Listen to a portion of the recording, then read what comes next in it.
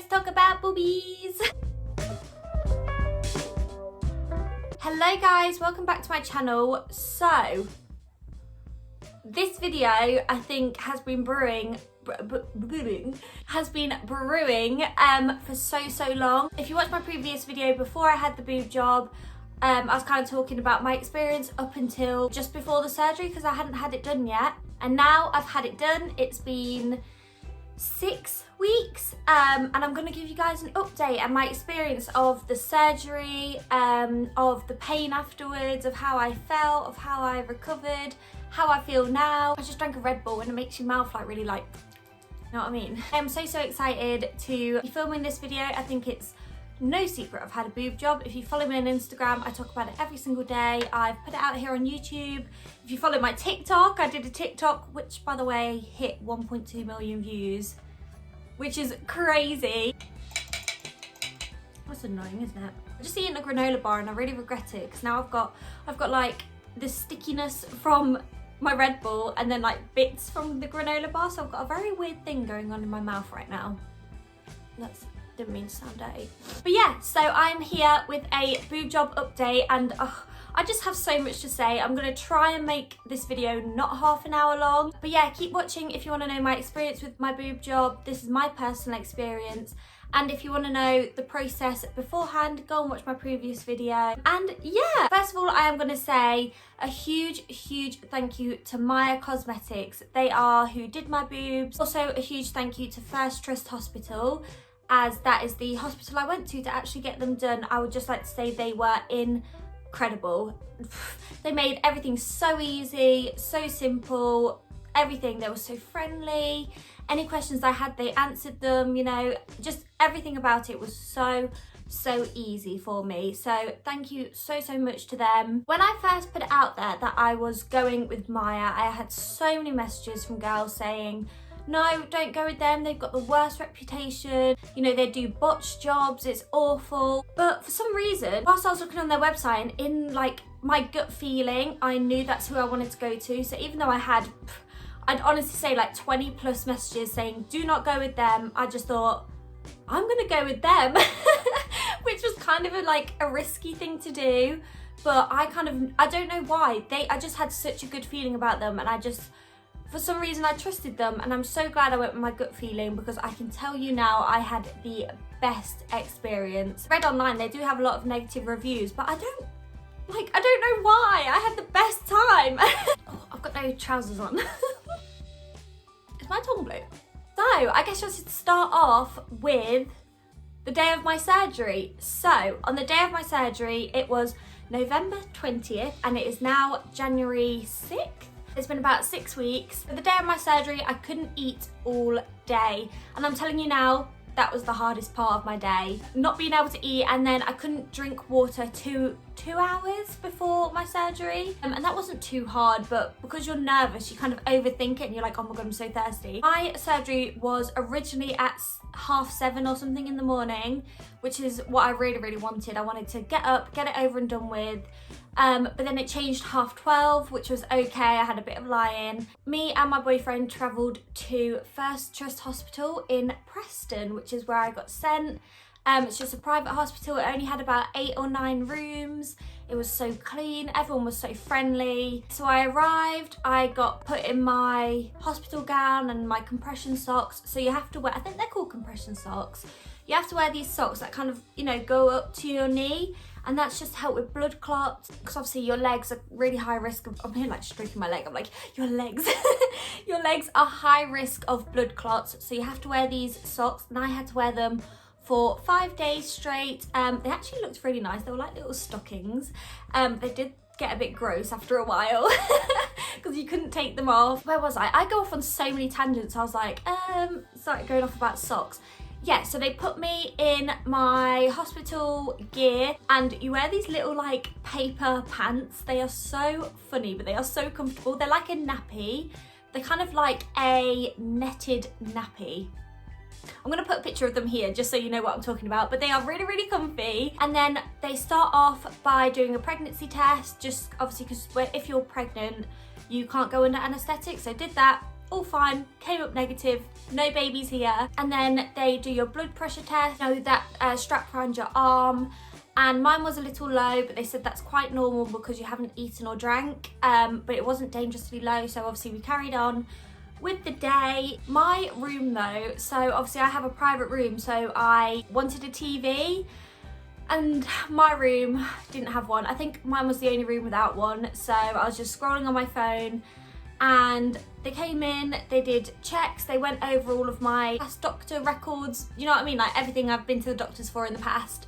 All of that is all cleared, all good. They do that beforehand anyway, but obviously they do it again on the day. I didn't go into surgery for 9 hours, and that is the only downside of the day. I was hungry, I was thirsty, I was alone in this room, had no TV, I was just watching YouTube on my phone, I was talking to my family, friends. I did have a little bit of a cry because I got so overwhelmed. Getting emotional thinking about how it was. I got really overwhelmed because I was alone, like I said, I was hungry, I was starting to get quite anxious. I was very excited for the surgery, but then after a few hours that turned into nerves, and then I started getting anxious and then started worrying. But mine was one of the last ones of the day. So I think I arrived at 12:30, and then I had my surgery. It got really late. I think I had my surgery around 8:30, 9. I think it was around 8:30 that I had my surgery, and the waiting is fine. I think if I wasn't so hungry and if I wasn't so thirsty and if I had, kind of a TV there and I could really relax in bed, I'd have been okay. It was a long wait, and they said that, it's not meant to be this long that you wait. So I think I just kind of, I had a short straw there, and I got a little bit unlucky with the wait time. But that aside, waiting a little bit longer isn't too bad, seeing as everything else went well. So finally, when it was my turn, a woman came in when I was crying, and I was like, is it my time yet? And she was like, it's your time. I was like, thank you. I was so happy. They walked me to the surgery room. I lay down on the bed. The surgeon was asking me questions. He was like, so what do you do? And I was like, I do social media work and YouTube. And he was like, oh, my niece does that. She's on 100,000 followers. And I was like, that's amazing. And then as he was talking, he put a needle in my arm. And I went, what's that? And he went, that's what's going to make you go to sleep. And then he went, just lie back and relax. And I went, oh, I remember it was quite embarrassing, but I was so everything was happening so quick. And I went, is it happening now? And he went, yeah. And I went, well, what do I do? And he went, just relax. So when he said that, I kind of closed my eyes because I thought I'm just going to relax. And then I was out. What they do is they put a little needle in your arm, which is your anaesthetic. I don't know if it's local or general, or I'm not sure which one it is. It's the one that makes you fall asleep. And it kind of makes your arm go a bit cold, and then you're literally gone out. It's like I blinked and I was asleep then awake. I blinked and it was all done. So yeah, once I woke up, it was a really weird vision. I woke up and there was all these people leaning over me. I think there was 3 nurses, and I woke up, I was like, oh my God. And they were like, hello. Because obviously when you come out of anaesthetic, you're very drowsy, you're very kind of spaced out. They wheeled my bed. I could feel this. I remember I kept on, once I opened my eyes, I could see the faces, and then I kind of went back to sleep, but I could still feel myself in the room. So when they were wheeling me through the hallways back to my room, I could feel it, but I knew I was asleep. Does that make any sense? And then they kind of woke me up slowly, and they went, we need to move you onto your bed, because obviously your hospital bed is one that you can move around. Your surgery bed is one that you can move around, and then they have to put you back onto your hospital bed. And the way they do that is, I'm just holding this the way they do that is they put a little plastic board between the hospital bed and, I need to stop saying that. They put a little plastic board between the surgery bed and the hospital bed. They lower one of the sides of your surgery bed, and they kind of move you over so you can slide easily. So you don't have to stand up and then lie back down. They literally just slide you over. And I remember when they did that, I was still half asleep. I felt very high. I don't do drugs, but I was very high. I was on a different planet to everyone else. And as soon as they put me on my hospital bed, I was asleep. And I think I fell asleep for about an hour and a half. I was gone. I was so tired. When I finally woke up, I waited for a nurse to come in the room, and she said that I can be discharged, so meaning I can go home. once I've had a wee and eaten all of my food. So they gave me a sandwich, a drink, a sandwich, some water, a banana and a chocolate bar. I had to eat all of that, which felt I was starving. Once I woke up, I was like, oh my God, where is my food? So I ate all of that, and then you have to go for a wee with them in the room, not in the toilet, but because they're separate. But they have to know that you can go to the toilet by yourself without assistance. So I went for a wee, came out, and I was like, yep, that was all fine. So she discharged me. Obviously I had to sign the discharge paper, and yeah, so my experience when I woke up, I remember as soon as I woke up from my hour and a half nap, I was like, oh my God, my boobs are there, like they're done. So I looked down and I had my support bra on, which I've actually still got on now because it's so comfy. It's like a sports bra that zips up at the front. So I remember that, and I lifted it and I was like, I have boobs. And it was really, really weird because what they do is before you go into surgery, they draw on you. Just so they know, like they draw all the incision marks, which is a bit weird because you're like, okay, they're gonna cut me there. But they draw all the incision marks on you, so you're covered in pen, they write numbers on you. So I still had all of that there, but I looked and I could see my new boobs and I was like, this is incredible. So whilst you're under, they put your support bra on for you. So you don't have to get up and do it yourself because you cannot move your arms, but I'll get to that later, like the movement. Yeah, so whilst you're still under anaesthetic, they put your support bra on for you. So you wake up out of the hospital gown and your support bra on. And I remember being a little bit freaked out because, can I talk about this on YouTube? Okay, this is a trigger warning. I am going to talk about blood right now and, you know, surgery blood. But I remember being a little bit freaked out because there was blood on my hospital gown. And I was a bit like, oh my God, has something gone wrong? So when the nurse came in, I said, oh, I noticed a bit of blood on my hospital gown. Did anything go wrong? She went, no, it all went well. It's just when we were trying to put your cannula or something in whilst you're, yeah, it was my cannula. Is it a cannula? That thing that they put in your hand. Anyway, she was like, when we were trying to put that in, couldn't find your vein. So we did it on one side a few times and it bled out too much, but it wouldn't go in your veins. So we did it on the other side and it went completely fine. She was like, that's all the blood is, because obviously my hand was kind of like on my leg. So it bled out onto the hospital gown and I was like, oh, thank God, that's all it was. So yeah, that's the only reason that had a bit of blood on that, because they couldn't find my vein. Yeah, when I got released, I slept the whole way home. I slept all night, and then the pain. So when I first woke up after surgery, didn't feel any pain. When I was in the car ride home, no pain. That night, no pain. Then I woke up the next morning and it literally hit me. And it wasn't like pain as in like, oh my God, I've been cut open. It was not that kind of pain. It was just very uncomfortable. And I could tell there was a foreign object in my chest. It just felt very tight. I'm like holding my boob. It felt very, very tight and I could feel it kind of pulling where the stitches were, because obviously I wasn't used to the support bra yet and it was rubbing against it. I could feel my skin had been stretched. So it was very, very uncomfortable, and I had backache and my head was hurting because of the anaesthetic. They gave me codeine, paracetamol and ibuprofen, and I had to take so many a day. Codeine I took at night to sleep, and the paracetamol and ibuprofen I think I took 8 times a day, 6 or 8 times a day, I'm not sure. It helped a lot. I didn't think about the pain in my arms, so it kind of felt like my whole arm was bruised and they looked very swollen.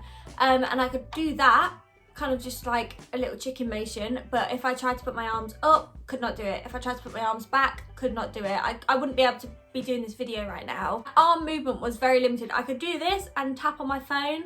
That was about it. I couldn't sit myself up in the mornings. Someone had to put their hands under my back and actually lift me. I struggled to go to the toilet.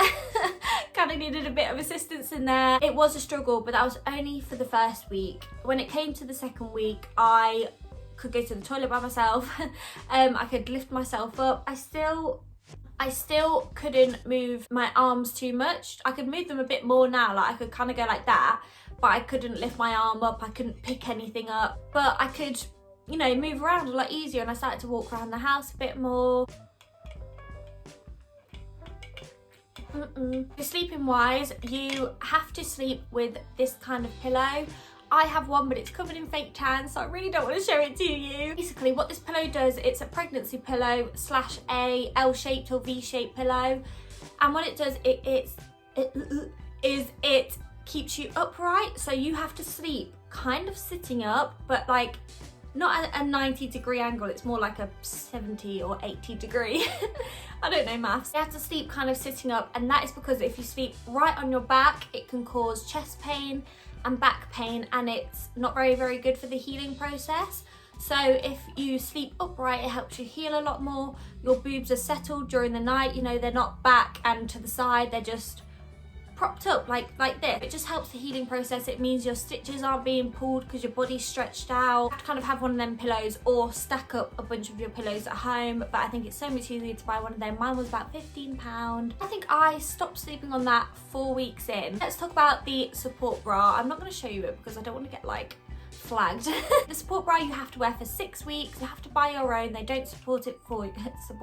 They don't provide you with one. You have to buy it yourself. I just got mine from Amazon. I will link it down below, and I'll link the pillow that I got down below as well if you're interested. I'm telling you now, mine was so comfy.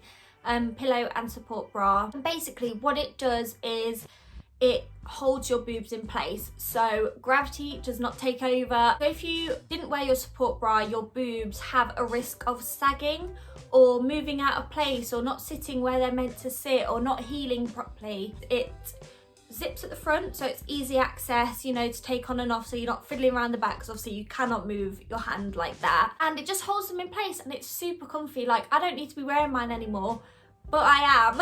Yeah, so if I'm wearing a jumper like today, I will wear my support bra. I won't wear a normal bra. They are so comfy. So you have to wear that every day and every night for 6 weeks, and then after the 6 weeks you can buy bras.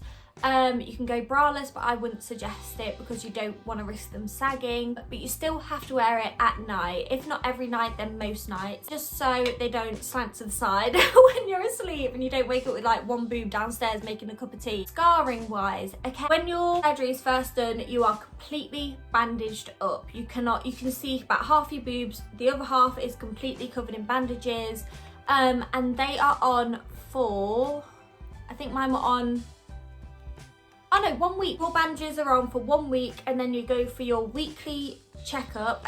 No, not weekly. You go for your 1 week checkup, which is where you go to a nurse. She checks how your boobs are healing. She takes off your bandages, checks your scars, cleans them up, and puts on new bandages.